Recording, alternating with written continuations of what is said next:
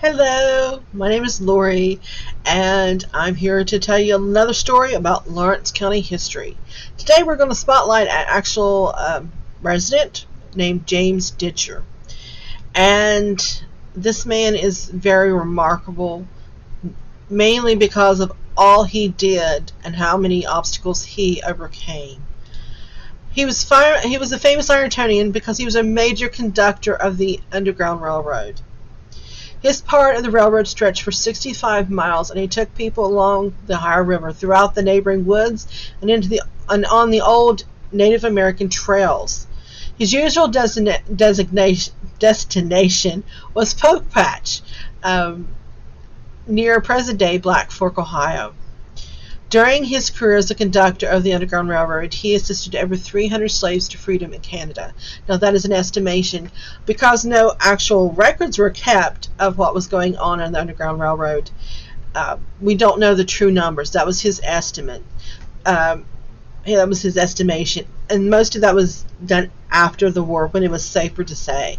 But this was a very dangerous thing to do, and he was a black man, so it was a very good chance that if he got caught, he would face far harsher penalties than a white person would have faced.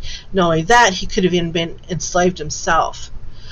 He was given the nickname Sly Fox, or the Red Fox, of the Underground Railroad for his efforts. The last time he was known to help escape slaves, was two people, Tom and Julia. They were siblings, and they were taken to Poke Patch, but after Poke Patch, they were taken to the Washington Switch of the Hocking Valley line.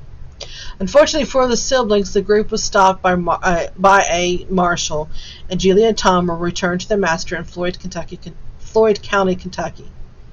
Ditcher did escape the capture, but he did not return to the Underground Railroad. On June 16, 1864, at the age of 40, James Ditcher joined the Union Army and became a Civil War veteran. He served with the United States Colored Troops Company 1 of the 27th Infantry and the 23rd Infantry Regiment of Ohio. Some records say that Ditcher was colored, and others say he was mulatto. So either there was some. At the time, considering anyone having dark skin was called colored, there was a good chance he probably was mulatto, which meant he was half black, half white, or some combination. His actual race was not documented at the time. For the most part, knowing he was colored or black was as much as most people considered or were concerned with, because during that time in history. After the Civil War, Ditcher did return to Ironton. He became well known, and he was very respected. And on February 16, 1872, he married Lavinia Smith.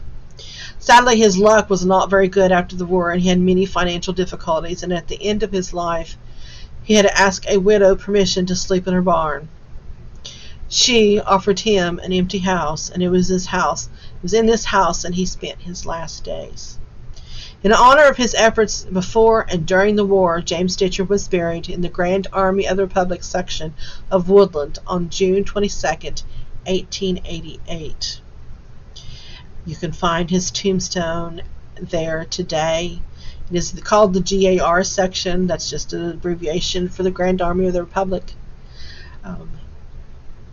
He is often portrayed in the yearly cemetery walk.